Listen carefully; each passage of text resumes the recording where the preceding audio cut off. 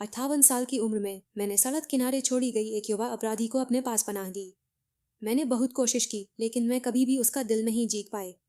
ऐसा तब तक नहीं हुआ जब तक कि उसकी सफ़ेद चांदनी में मुझे एहसास हुआ कि वास्तव में उसका एक कोमल पक्ष भी है। ये रिश्ता मेरे लिए बना ही नहीं था।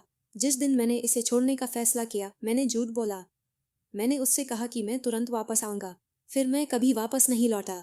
7 साल बाद हम फिर मिले। एक फिल्म सेट, अब एक शीर्ष पुरस्कार विजेता अभिनेत्री। उसने एक बार फिर मेरा हाथ कसकर पकड़ लिया। तुमने कहा था कि तुम अभी वापस आओगे। तुम कहाँ चले गए थे? तनाव से मेरी हथेलियां पसीने से भीग रही थीं। निंगबिंग पुरस्कार विजेता नई सर्वश्रेष्ठ अभिनेत्री मेरे ठीक 5 मीटर पीछे खड़ी थी। अगर मैं जरा भी पीछे मुड़ता तो मैं उसके सामने आ जाता। सुश्री बी, अगले दृश्य में आप अपने पूर्व प्रेमी से फिर से मिलती हैं। आपको उनके लिए तड़प और उन्हें जाने न देने की जिद दिखानी होगी। बाइंडिंग बिंग ने हल्के से व्यंग्यात्मक लहजे में कहा। मुझे नहीं लगता कि तरसने शब्द का प्रयोग उचित है। वह उसका पूर्व प्रेमी है। अब किस बात की चाहत रह गई है? उसकी आवाज़ हमेशा की तरह ठंडी और उदासीन थी। जब वह 18 साल की थी, उसने उसी ऊंची नीची आवाज़ में मुझे शियावू कहकर पुकारा। मेरे पीछे चल रही बातचीत जारी थी। सहायक की बात मुझे साफ सुनाई नहीं दे रही थी। निर्देशक क्या कह रहे थे, लेकिन निंगबिंग की दूर की आवाज़ मेरे कानों में एकदम स्पष्ट रूप से गूंज उठी। मैं उस पूर्व प्रेमिका को बहुत पहले ही भूल चुकी हूँ। मुझे पुराने प्यार में फिर से पड़ने में कोई दिलचस्पी नहीं है। उस पुरानी प्रेमिका की तरह मेरा उसे जानने का दावा करने का भी कोई इरादा नहीं था। शूटिंग खत्म होने के बाद हम अपने अपने रास्ते चले जाते। जब मैं सोच में डूबा हुआ था, तभी अचानक एक सहकर्मी ने मेरा नाम पुकारा, शियावू। क्या तुम्हें वह मिल गई? क्या अभी भी प्रॉप्स तैयार हैं? अचानक पृष्ठभूमि में सन्नाटा छा गया। मैंने प्रॉप्स उठाई और जल्दी से वहां से निकल गई। बिंग बिंग मेरे पीछे नहीं आए। शायद उसने सुना नहीं, या शायद उसने ये सुना और उसे कोई फर्क नहीं पड़ा। स्टूडियो सजाते समय मैंने अपने सहकर्मी से कहा, अगली बार मुझे सिर्फ शियांग कहकर बुलाओ। मुझे शियावू मत बुलाओ। शियाओ सुनने में अच्छा लगता है। शियांग ज्यादा पेशेवर लगता है। मेरे सहकर्मी जोर से हंस पड़े। कितना बेतुका कारण है। ये पहली फिल्म थी जिसमें मैंने सहायक निर्देशक के रूप में काम किया। प्रोडक्शन टीम में शामिल होने से पहले ही मुझे पता था कि महिला मुख्य भूमिका निंग बिंग निभा रही हैं। वह एक मनोरंजन उद्योग के आधे संसाधनों पर अपना अधिकार रखने वाली दूसरी पीढ़ी की स्टार। इसके अलावा उनका अभिनय भी लाजवाब है। उन्होंने मात्र कम उम्र में सर्वश्रेष्ठ अभिनेत्री का पुरस्कार जीता। 25। जहां तक मेरी बात है, दुर्भाग्य से मैं उसका पहला प्यार हूँ। मुझे इस बात पर दुविधा थी कि मुझे यहाँ आना भी चाहिए या नहीं, लेकिन अंत में मैं हार नहीं मानना चाहता था। करियर का इतना शानदार अवसर था, इसलिए मैं फिर भी वहां गया। मैंने खुद से वादा किया कि मैं उसे कभी पता नहीं चलने दूंगा कि यह मैं हूँ। अगर उसने ऐसा किया तो मेरा सब कुछ खत्म हो जाएगा, क्योंकि 7 साल पहले हमारा ब्रेकअप बिल्कुल भी अच्छा नहीं था। मैंने एक पत्र में लिखा था कि मुझे हमेशा से पता था कि वह एक स्टार की बेटी है, और मैंने उससे सिर्फ उसके परिवार की बुराई जानने के लिए संपर्क किया था। मैंने कहा कि मुझे उसके जैसी छोटी मोटी बदमाश लड़की कभी पसंद नहीं आई, और मुझे तो कोई सौम्य स्वभाव की लड़की ज्यादा पसंद है। मैंने उससे कहा कि हमें फिर कभी नहीं मिलना चाहिए। मैंने जो शब्द लिखे थे वे शांत और तटस्थ लग रहे थे, लेकिन मेरा वास्तविक प्रस्थान बेहद दयनीय था। मुझे नहीं पता कि बाइंडिंग बिंग को अपना प्रस्थान समाप्त करने के बाद कैसा लगा होगा। वो चिट्ठी पढ़कर मुझे बुरा लगा, लेकिन वो बहुत ज्यादा नाराजगी रखने वाली है। अगर उसे पता चल गया तो मेरा करियर बर्बाद हो जाएगा। हम शायद हमेशा के लिए ब्लैकलिस्ट हो जाएंगे। बाइंडिंग बिंग असल में टीवी से भी ज्यादा खूबसूरत है। वो जीन्स वाकई लाजवाब हैं। खैर, उसके माता पिता को देखो। दोनों अपने समय के शीर्ष सितारे थे। उसका एक छोटा सा हिस्सा भी किसी भी सामान्य व्यक्ति को मार्क देने के लिए काफी है। लेकिन मुझे वास्तव में उससे प्यार है। बिंग बिंग का अंदाज ही अलग है। वो बेहद शालीन और सभ्य लगती हैं। मुझे यकीन है कि वो अपने जमाने में स्कूल की सबसे खूबसूरत लड़की रही होंगी, है ना? मैं लगभग दम घुट गया। निंग बिंग स्कूल की सबसे खूबसूरत लड़की? गलत। वह न केवल स्कूल की सबसे खूबसूरत लड़की नहीं थी, बल्कि एक कुख्यात बदमाश थी। हर कोई, मैं उससे दूर ही रहता था। मैं उससे पहली बार मिलने का पल कभी नहीं भूलूंगा। जोरदार बारिश हो रही थी और लोग सड़क पर भाग दौड़ कर रहे थे, लेकिन वह सड़क किनारे बिल्कुल स्थिर बैठी थी, जैसे उसने अपनी आत्मा खो दी हो। जब मैं उसके पास पहुंचा, तभी उसने ऊपर देखा। उसकी आवाज बेहद गुस्से वाली थी जब उसने झल्लाकर कहा, दफा हो जाओ। लेकिन मैं नहीं गया। इसके बजाय मैंने उसके ऊपर छाता लगा दिया। वह मेरे और बिंग बिंग के लिए शुरुआत थी। मैंने उन यादों को मिटाने के लिए अपना सिर हिलाया। स्टूडियो बहुत शोरगुल वाला था, इसलिए मैं बैठने के लिए सीढ़ियों की ओर चला गया। लेकिन जैसे ही मैंने दरवाजा खोला, मैंने देखा कि बिंग बिंग वहां अंधेरे में खड़ी थी। वह मुझे ठंडी निगाहों से देख रही थी, ठीक वैसे ही जैसे वह सालों पहले देखती थी। सीढ़ियों का रास्ता एकदम अंधेरा और शांत था। मैंने जाने की तैयारी में अपना सिर नीचे कर लिया। तभी निंगबिंग ने मुझे पुकारा, आप क्या काम करते हैं?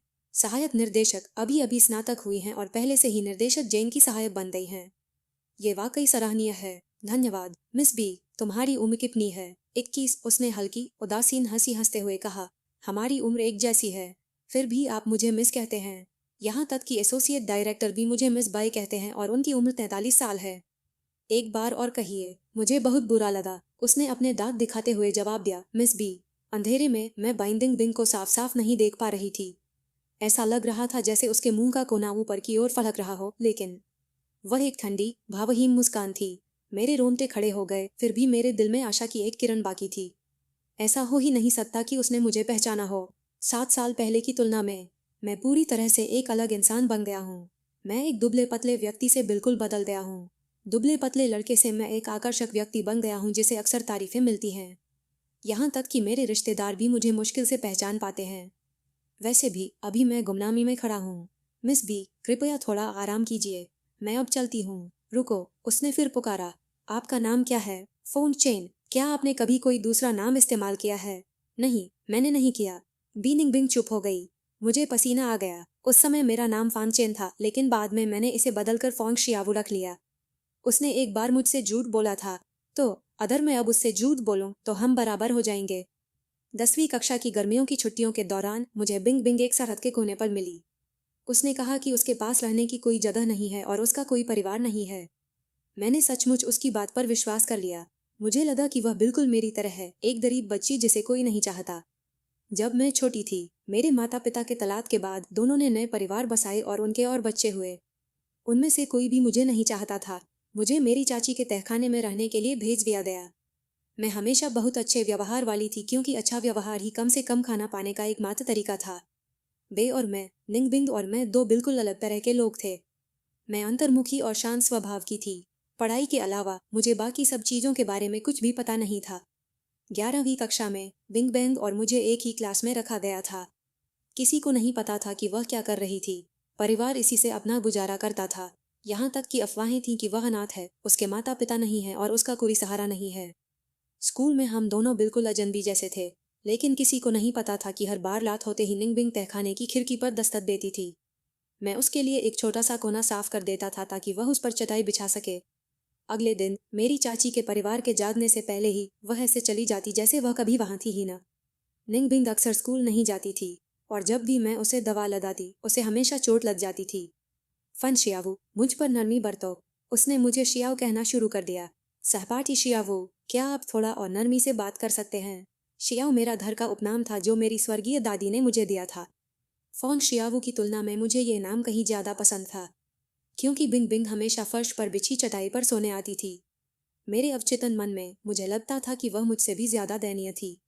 इसके अलावा जब मैं अपनी किताबें भूल गया और शिक्षक से डांट खाई तो मुझे एक तरह का भ्रम हो गया। निंग बिंग पीछे की पंक्ति से सीधे आगे की मेज तक चलकर जाती थी और उसने अपनी किताब मेरी मेज पर फेंक दी। हालांकि मैं एक लड़का हूँ, लेकिन मेरा विकास देर से हुआ और मैं कद में काफी छोटा था। दूसरी कक्षाओं के छात्र अक्सर मुझे तंग करते थे।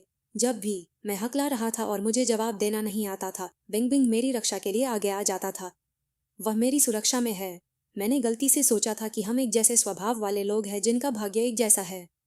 बहुत बाद में मुझे एहसास हुआ कि हमारे बीच कभी कोई आपसी सहानुभूति थी ही नहीं। बाइंडिंग बिंग दूसरी पीढ़ी की स्टार हैं। उनके परिवार के पास अनगिनत संपत्तियां और सुपरकारें हैं। उनके जूतों की एक जोड़ी से मैं पूरा घर खरीद सकता हूँ। पूरे सीजन के कपड़े उसने मुझे सिर्फ अपने परिवार को परेशान करने के लिए इस्तेमाल किया। मुझे ये पहली बार कब पता चला? शायद उसी दिन जब लू जिंगियन प्रकट हुई थी। मेरे विचारों की श्रृंखला, अचानक ही सब कुछ रुक गया। सेट पर वापस आने के बाद मेरे हाथ में एक कप दूध वाली चाय थमा दी गई। लू जिंदी फिर से मिलने आए हैं। उन्होंने दूध वाली चाय खरीदी है।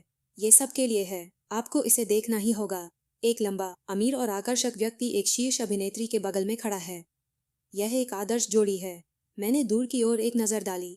बिंग बिंग लू जिंगियान के बगल में खड़ी होकर अपना सिर झुकाए उनकी बातें सुन रही थी। बाकी सब की तरह मैं भी उस खूबसूरत शख्स से अपनी निगाहें नहीं हटा पा रही थी। अचानक, मानो उसे छठी इंद्री आ गई हो, बिंग बिंग ने सीधे मेरी ओर देखा। मैंने तुरंत अपना सिर नीचे कर लिया। जब मैंने दोबारा ऊपर देखा तो वह वहां नहीं थी। मुझे देर तक देखते रहे। ऐसा लगा जैसे वह पल महज मेरी कल्पना थी। रैप की शूटिंग के बाद बिंग बिंग ने पूछा, क्या तुम मेरे साथ फैशन शो के लिए पेरिस चलोगी?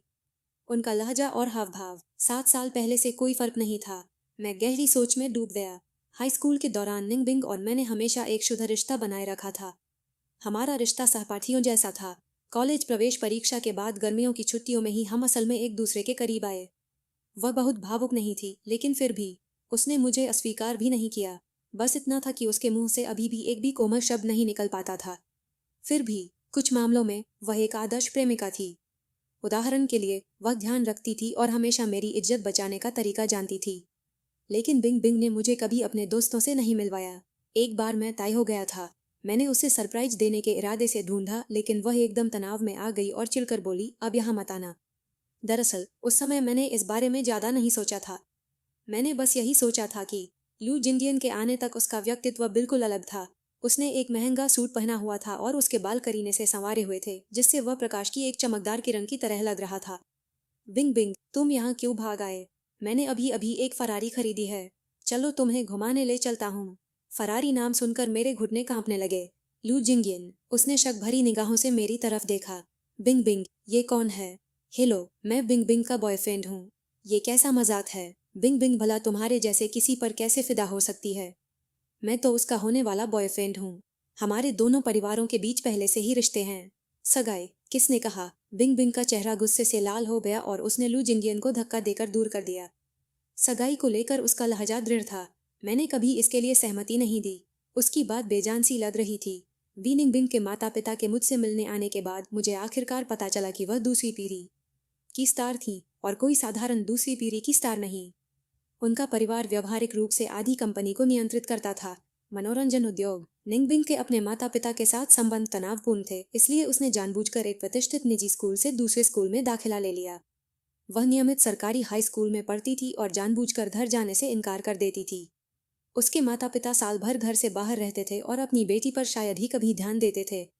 उनके पास कोई मुझे अंदाजा नहीं था कि वह हर दिन क्या कर रही थी। उस दिन हमारी बातचीत के अंत में उसके पिता ने मुझसे कहा, युवक, शायद तुम्हें ये पता न हो, लेकिन यद्यपि बिंग बिंग हमारी बेटी है, वह बहुत विद्रोही है। वह सिर्फ तुम्हारे साथ रह रही है। वह जानबूझकर हमें परेशान करने के लिए ऐसा कर रही है। असल में उसके मन में तुम्हारे लिए सच्ची भावनाएं नहीं हैं। पहले भी वह कई बार ऐसा कर चुकी है। अगर आपको यकीन नहीं हो रहा तो बस देख लीजिए कि वह जिंजियन के साथ कैसा बर्ताव करती है। जिसे वह सच में पसंद करती है वह जिंग मियान है। बात बस इतनी सी है कि वे बचपन से साथ खेलते आए हैं, इसलिए उसे अभी तक अपनी भावनाओं का एहसास नहीं हुआ है। नौजवान, तुम और हमारा परिवार एक ही राह पर नहीं चलते। बाद में मुझे एहसास हुआ, उसके पिता मुझसे झूठ नहीं बोल रहे थे। हालांकि वह हमेशा शिकायत करती थी कि वह परेशान करने वाला है, लेकिन बिंग बिंग वास्तव में लू जिंजियन के साथ बहुत धैर्य रखती थी। एक बार एक पल तो जिंजियन मेरी गरीबी का मजाक उड़ा रहा था और अगले ही पल बिंग बिंग के आते ही उसने खुद को पीड़ित के रूप में पेश किया। बिंग बिंग फन शियावू, बस मुझे मारने की धमकी दी। फन शियावू, मैंने तुम्हें पहले भी बताया है, उससे पंगा मत लेना। उसने उसे मॉडिफाई कर दिया था। उस पल मुझे आखिरकार समझ आ गया। बात यह नहीं थी कि बिंग बिंग एक निर्मम इंसान जो प्यार नहीं कर सकती थी, बस इतना ही कि उसके दिल में मेरे लिए कोई प्यार नहीं जागा। अगस्त के अंत में मैंने बिंग बिंग के माता पिता द्वारा प्रस्तावित शर्तों को स्वीकार कर लिया। उनके प्रायोजन से मैं विदेश में पढ़ाई करने गया। मेरी परिस्थितियों को देखते हुए विदेश में पढ़ाई करने का शायद यही मेरा जीवन का एकमात्र मौका था। जिस दिन मुझे जाना था, मैंने बिंग बिंग से कहा कि मैं चॉकलेट खरीदने जा रही हूँ। हमेशा की तरह बिंग बिंग ने अपना बटुआ निकाला, मानो सबसे महंगा वाला खरीदना चाहती हो। मैंने उसे एक तरफ रख दिया। कोई जरूरत नहीं, मेरा इंतजार करो, मैं अभी वापस आती हूँ। ठीक है, मैं इंतजार करूंगा। उसके बाद मैंने उसके माता पिता की मांगों का पालन करते हुए कभी वापस नहीं लौटा। मैंने निंगबिंग की बची खुची सारी उम्मीदों को पूरी तरह से कुचलने के लिए एक ठंडा निर्मम ब्रेकअप लेटर छोड़ दिया। ये पहला प्यार जो महज 3 महीने तक चला। शरद ऋतु आते आते मैं धीरे धीरे मुरझा गई। मैंने अपना नाम बदल लिया था और अपने हाई स्कूल के दोस्तों से सारे संपर्क तोड़ दिए थे। मैं पहले काफी साधारण थी और अक्सर मेरे सहपाठी मुझे तंग करते थे। मुझे पढ़ाई करने का ये सुनहरा अवसर बहुत अच्छा लगा और मैंने जिम जाना और अच्छे कपड़े पहनना भी सीखा। मेरे नाम से लेकर मेरी शत सूरत तक सब कुछ बदल गया। उसके माता पिता ने जानबूझकर मेरे निशान मिटाने की कोशिश की थी। बीनिंग बिंग के पास मुझे ढूंढने का कोई रास्ता नहीं था।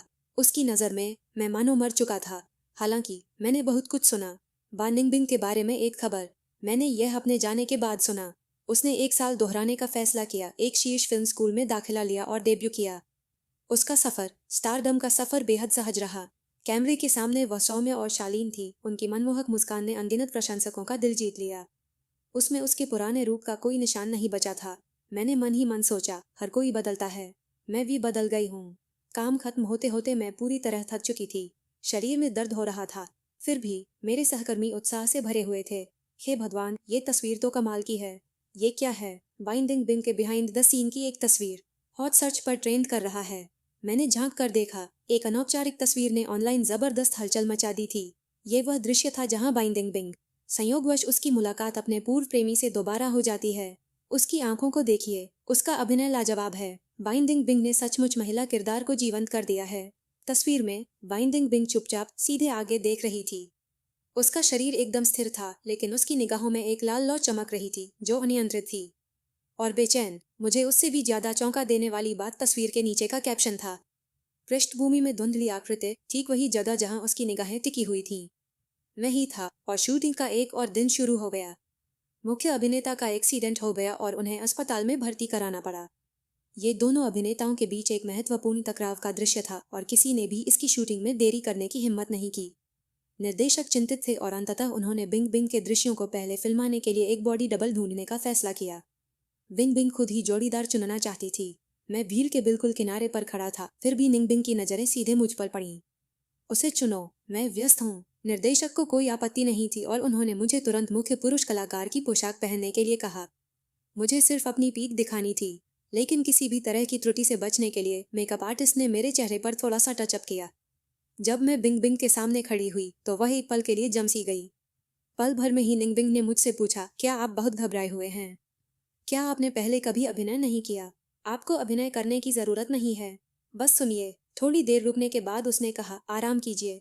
अगर आप तनाव में हैं तो आपका शरीर अकड़ा हुआ होगा और कैमरे पर यह प्राकृतिक लगेगा। ठीक है, गहरी सांस लेकर खुद को शांत करो। धन्यवाद मिस बी।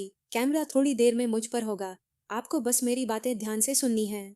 और जब निंगबिंग ने बोलना बंद किया तो मैंने ऊपर देखा और पूछा, और क्या, मेरी चॉकलेट कहाँ है? उसने हर शब्द को स्पष्ट रूप से कहा। उसकी आंखें तीखी और ठंडी हो गईं। पुराने दिनों से जरा भी नरमी न दिखाते हुए उसने धीरे से हाथ बढ़ाया। वो 7 साल हो गए हैं। आप अब तक इसे खरीद चुके होंगे, ये तो निश्चित है। मैं तो मर ही गया। यही मेरी पहली प्रतिक्रिया थी। बाद में पता चला कि बिंग बिंग ने मुझे बहुत पहले ही पहचान लिया था। संयोग से वह दृश्य ठीक उसी समय का था जब मुख्य अभिनेत्री के बाद पुनर्मिलन के दौरान वह मुख्य अभिनेता के सामने अपनी गहरी भावनाओं को व्यक्त करती है। मैं एक पल के लिए झिझक गया। मुझे लगभग यकीन हो गया था कि वो मुझसे यही कहना चाहती थी, लेकिन ऐसा कैसे हो सकता है? निंग बिंग की किताब द रियल लाइफ में तो उसने मुझसे कभी कोई रोमांटिक बात नहीं कही थी। शूटिंग खत्म होने के बाद निर्देशक ने मुझे थम्स अप दिया।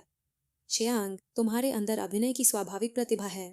अभी तुम्हारी निगाहें बिल्कुल। क्या ये संभव है? क्या हम दोनों अगले कुछ दृश्यों में सचमुच वास्तविक भावनाओं के साथ अभिनय कर रहे थे? निंग बिंग ने विशेष रूप से मुझे ही प्रभारी बनाया था। मेरा दिमाग, मेरा दिल जोरों से धड़क रहा था। उसके प्रभाव को देखते हुए निर्देशक भी उसे नाराज करने की हिम्मत नहीं करेगा। अब मुझे चुनना, अगर यह बदला नहीं है तो फिर क्या है? मैं था। मुझे सहायक से पदोन्नत करके एसोसिएट डायरेक्टर बनाया गया था और विशेष रूप से निंग बिंग की खरीद की जिम्मेदारी सौंपी गई थी। मुझे दिन में 18 घंटे उसके आसपास ही रहना पड़ता था, लेकिन मैं सिर्फ एसोसिएट डायरेक्टर का काम नहीं कर रहा था। उदाहरण के लिए, जब क्रू को भारी प्रॉप्स को हिलाने की जरूरत होती थी तो जैसे ही मैंने अपनी आस्तीनें ऊपर चढ़ाई, निंग ने तुरंत काम शुरू कर दिया। विंग मुझे वापस खींच लाती, मेरे लिए एक कप दूध वाली चाय खरीद लाती। और सिर्फ दूध वाली चाय ही नहीं, वह ढेर सारे स्नैक्स भी ऑर्डर करती। जाहिर है उन्हें डिलीवर किया जा सकता था, लेकिन उसने जिद की कि मैं खुद जाकर उन्हें ले आऊं। वैसे भी मेरे सभी सहकर्मी मुझसे बहुत ईर्ष्या करते थे क्योंकि मुझे बस बाहर जाकर घूमने फिरने के लिए पैसे मिलते थे।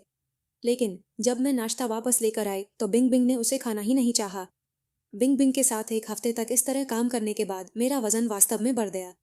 वजन। समय के साथ मेरे सहकर्मी भी उत्सुक हो गए। क्या वह जानबूझकर तुम्हारे लिए ये स्नैक्स खरीदती है? बिल्कुल नहीं, लेकिन वह तुम्हें बहुत लाड़ प्यार करती है। बिंग बिंग आमतौर पर बहुत सख्त। उनकी कंपनी ने इस फिल्म में निवेश भी किया है। पिछले सभी एसोसिएट डायरेक्टर्स को उन्होंने डांट लगाई थी, लेकिन उन्होंने आपको कभी फटकार नहीं लगाई। ये तो कमाल है। ऐसा बिल्कुल नहीं है। मैं खुशकिस्मत हूँ कि वह मुझे प्रताड़ित नहीं कर रही है। मैं लगातार इससे इनकार करता रहा, लेकिन सेट पर फैली अफवाहें आखिरकार लू जिंगियन के कानों तक पहुंच गईं। लू जिंगियन दौड़ते हुए उनके पास आईं। क्या आप बिंग बिंग की नई असिस्टेंट हैं? मैं खुद को रोक नहीं पाई और, उसे सुधारो एसोसिएट डायरेक्टर। क्या इतनी कम उम्र का कोई व्यक्ति अच्छा काम कर सकता है? युवा स्वामी लू, कृपया किसी को उसके बाहरी रूप से मत आंकिए। लू जिंदियन ने मुझे काफी देर तक घूरा। मुझे ऐसा लग रहा है जैसे मैं आपसे पहले कहीं मिल चुका हूँ। आप जरूर गलत समझ रहे हैं। मुझे आप में कोई दिलचस्पी नहीं थी। युवा गुरु के साथ पुरानी यादें ताज़ा करते हुए मैंने कार्य अनुसूची को व्यवस्थित करना जारी रखा। लू जिननियान ने ठंडी सी आवाज में कहा, मैंने फिल्म क्रू में तुम्हारे जैसे कई लोगों से मुलाकात की है। यह मत सोचो कि बिंग बिंग की कृपा से तुम्हें मौका मिल जाएगा। सामाजिक सीढ़ी चढ़ने के लिए मेरा सुझाव है कि आप अपनी जगह पहचानें। अन्यथा जब आपका दिल टूटेगा तब तक बहुत देर हो चुकी होगी। आप असल में कहना क्या चाह रहे हैं? आप बिंग बिंग के पूर्व प्रेमी जैसे दिखते हैं। लू जिंगियन के ऐसा कहने के बाद उसने मेरी प्रतिक्रिया का इंतजार किया। उसे उम्मीद थी कि मैं चौंक जाऊंगी और दुखी हो जाऊंगी, लेकिन मैंने उसे हैरानी भरी नजरों से देखा। तो क्या हुआ? वह आपको सिर्फ इसलिए महत्व देती है क्योंकि वह आपको एक विकल्प के रूप में देखती है। इसका मतलब यह नहीं है कि वह वास्तव में आपकी सराहना करती है। बिंग बिंग उस आदमी से बेहद नफरत करती है, इसलिए ज्यादा उत्साहित मत हो। मैंने अपने हाथों में रखा काम नीचे रख दिया और मुस्कुराते हुए उसकी तरफ देखा। अगर वह उससे नफरत करती है तो क्यों? क्या कोई विकल्प ढूंढने की जहमत उठाऊं? क्या ये कुछ विरोधाभासी नहीं है? लुजिंग अबाक रह गया। वह बहस करने में असमर्थ था। उसके जाने के बाद मेरा दिल बेचैन हो गया। तो बिंग बिंग मुझसे सचमुच नफरत करती है। उस रात बिंग बिंग ने अचानक मुझे एक संदेश भेजा जिसमें उसने मुझसे कुछ दवा लाने को कहा। महिला मुख्य किरदार को नाराज न करने के नियम का पालन करते हुए मैंने दवा खरीदी और इस बारे में बात की। मुझे लगा कि वह बस मुझसे मजाक कर रही है, लेकिन असल में वह सचमुच बीमार। उसके माथे से पसीना बह रहा था। क्या हुआ? मेरे पेट में दर्द हो रहा है। आपकी सहायक कहाँ है? वह शहर में है और समय पर वापस नहीं आ पाएगी। ये तो अजीब बात है। निंग बिंग को पहले कभी पेट की समस्या नहीं थी। तुम्हारा पेट इस हालत में कैसे पहुंच गया? मैंने परीक्षा दोहराने के दौरान पूरे साल ठीक से खाना नहीं खाया। तुमने क्यों नहीं खाया? मुझे बचाने वाला कोई बचा ही नहीं था। मेरे लिए खाने का एक हिस्सा। उसने अपनी आंखें आधी खोली और मेरी तरफ देखा। इससे मुझे अतीत की याद आ गई। उस समय जब बिंग बिंग उस चटाई पर सोती थी, मैं हमेशा उसके लिए थोड़ा खाना बचा कर रखती थी। लेकिन जब तक वह अपना होमवर्क खत्म करती, उसने खाने का एक एक दाना चट कर दिया। कैंटीन का खाना बहुत ही घटिया होता है। वही हठी रवैया। मैंने मेज पर फैला हुआ खाना देखा। अभी भी गर्मा गर्म खाना अभी अभी आया था, लेकिन पेट दर्द के कारण वह उसे निगल नहीं पा रही थी। कितना व्यर्थ। मैं हर रोज फिल्म सेट पर मिलने वाले लंच बॉक्स खा खा कर थक गई हूँ। मुझे बहुत भूख लग रही है। तुम खा लो, उसने बेपरवाही से कहा। उन्होंने कहा कि इसे ऐसे ही छोड़ देना व्यर्थ होगा। अगर तुम इसे नहीं खाओगे तो इसे मेरे लिए फेंक दो। मैंने डिस्पोजेबल चॉपस्टिक्स तोड़ी और मेज पर बैठ गई। मैंने चुपचाप खाना खाया। कमरा एकदम शांत था, एक कब्र। मुझे लगा कि बिंग बिंग सो गई है, लेकिन जब मैंने मुड़कर देखा तो वह मुझे देख रही थी। उसके होठों पर हल्की सी मुस्कान थी, लेकिन जैसे ही हमारी नजरें मिली उसकी मुस्कान तुरंत गायब हो गई। वह फिर से उसी अंदाज में आ गई, मानो पूरी दुनिया उसकी ऋणी हो। उसमें जरा भी बदलाव नहीं आया है। हम दोनों हमेशा की तरह चुप हो गए। किसी ने कुछ नहीं कहा। जब तक मैं जाने ही वाला था तब तक वह एक दूसरे से बात करती रही। तभी अचानक बिंग बिंग बोल पड़ी, लू जिंडियन और मेरा आपस में कोई रिश्ता नहीं है। न अतीत में, न वर्तमान में, और भविष्य में तो बिल्कुल नहीं। मैंने विनम्रता से सिर हिलाया। लेकिन मिस बा, मुझे अब कोई आपत्ति नहीं है। मेरे इस वाक्य से बिंग बिंग का चेहरा कई दिनों तक उदास रहा। कोई बात नहीं। फिल्म की शूटिंग लगभग पूरी हो चुकी थी, लेकिन शूटिंग खत्म होने से कुछ ही दिन पहले एक बड़ी दुर्घटना हो गई।